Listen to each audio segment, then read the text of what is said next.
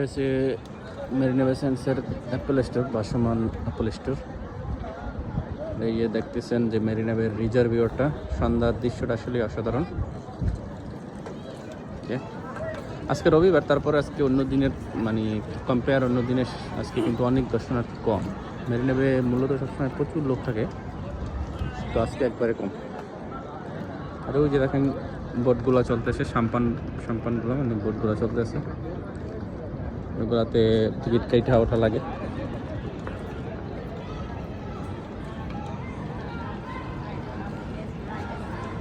এই যে মেরিনা বে স্যান্ডস হোটেল।